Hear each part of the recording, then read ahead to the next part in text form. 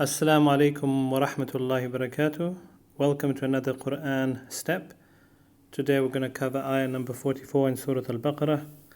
Bismillah, alhamdulillah, wassalatu wassalamu ala rasulillah. Amma ba'd. Let's begin with the recitation. A'udhu billahi minash shaitanir rajeem. أتأمرون الناس بالبر وتنسون أنفسكم وأنتم تتلون الكتاب أفلا تعقلون. أتأمرون, do you order? So here Allah subhanahu wa ta'ala is again addressing Bani Israel. الناس, people. أتأمرون الناس, do you order people? بالبر, to be good.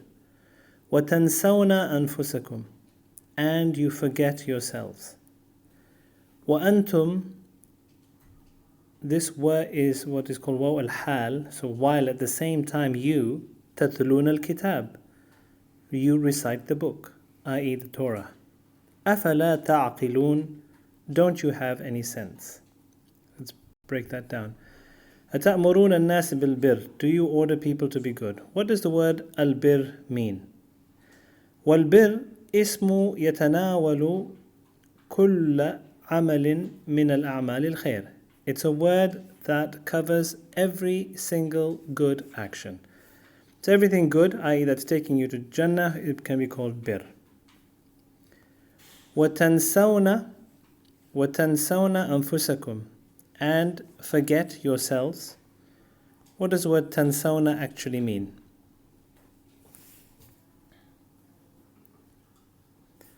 So, tansawna comes from the word nisyan.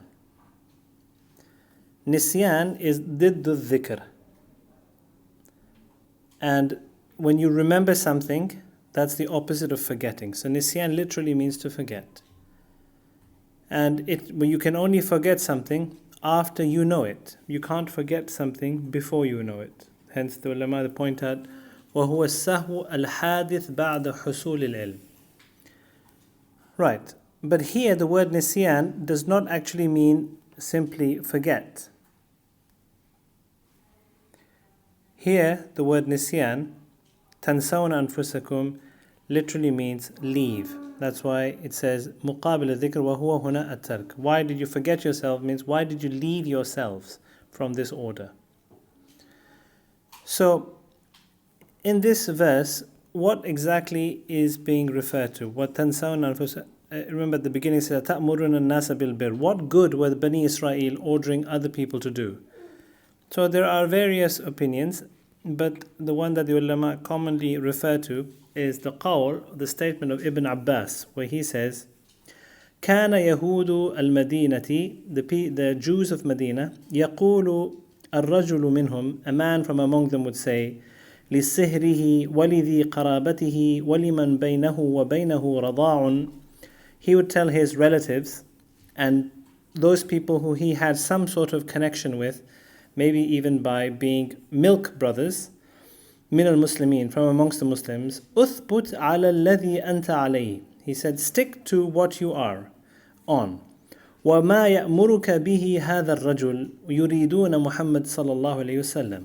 And he would say, continue following what this man, i.e. Muhammad sallallahu alayhi wasallam, is ordering you to do. فَإِنَّ أَمْرَهُ حَقٌّ, because what he's saying is the truth. فَكَانُوا يَأْمُرُونَ النَّاسِ بِذَلِكَ, and they would tell people to follow Islam, وَلَا يَفْعَلُونَهُ, but they would not do it themselves. SubhanAllah. وَأَنْتُمْ تَتْلُونَ الْكِتَابِ, at the same time you recite the book.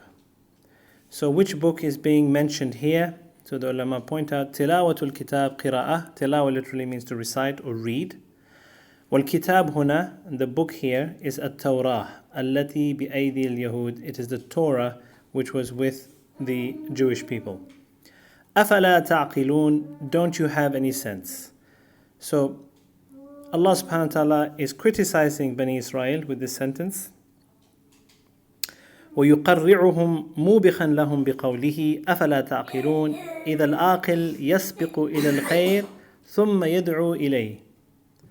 Why are they being criticized? Allah subhanahu wa ta'ala is pointing out that if you have knowledge and you understand the issue, then your knowledge should make you the first people to accept Islam. You should have beaten everybody else. And the fact that they didn't is a rebuke or scolding for them. There is a hadith that is related to this issue where the Prophet ﷺ saw something on his night journey and he related it to us. It's worth reading. Let's read it. The Prophet ﷺ is narrating here, Ataytu laylata, I came on the night, usriya bi, when I was taken at night from Mecca to Jerusalem and to the heavens, ala qawmin, I came across a people. Tuqradu shifahuhum, their lips were being cut, bimaqarid, min nar, with scissors made of fire. The old word for scissor in Fusha is maqarid, and in New Arabic it's miqas. فَقُلْتُ مَنْ هَؤُلَاءِ يَا جِبْرِيلُ, who are these people, Jibreel? قال, Jibreel alayhi salam responded and said, خُطَبَاءُ أُمَّتِكَ, they are the preachers of your ummah. الَّذِينَ يَقُولُونَ, who say, مَا لَا يَفْعَلُونَ, what they did not do. وَيُقْرِئُونَ كِتَابَ اللَّهِ, and they read the book of Allah. وَلَا يَعْمَلُونَ بِهِ, but they didn't act according to it. This hadith is narrated by Anas bin Malik, and it has been classed as sahih, and the reference is given there. So, now we might come under the impression, this is a question to ask, if you don't practice, should you stop preaching? So don't preach what you don't practice. Is this a true statement or a false statement? To understand this, let's look at the ideal situation. The ideal situation is that we practice doing something good and we tell others to do it. We practice and preach, so we get 2 rewards. If you follow this opinion that if you don't practice, you shouldn't preach, Islamically this is considered as 2 sins, because you have 1 sin for not practicing and 1 sin for not preaching. So the halfway house is, even if you are not practicing something good, but you see an opportunity to tell other people, you should tell them, you should preach to others.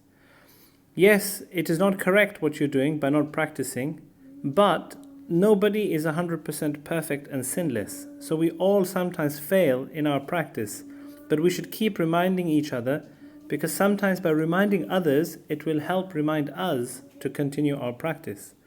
Hence, what Shaitan wants us to do, he says, don't preach what you don't practice. This is a trick from Shaitan. What Islam encourages us to do is practice what you preach. And hence there's a story given of Hassan al-Basri and slaves. So Hassan al-Basri is a very famous tabi'i, a student of the Sahaba, the companions of the Prophet Muhammad sallallahu alaihi wasallam.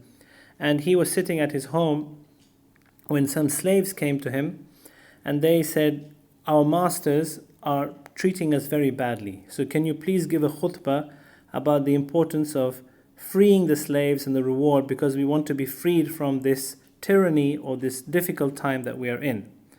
So Hassan al-Basri agreed, and then they went to the next Jummah khutbah and they expected Hassan al-Basri to talk about freeing a slave, but he didn't.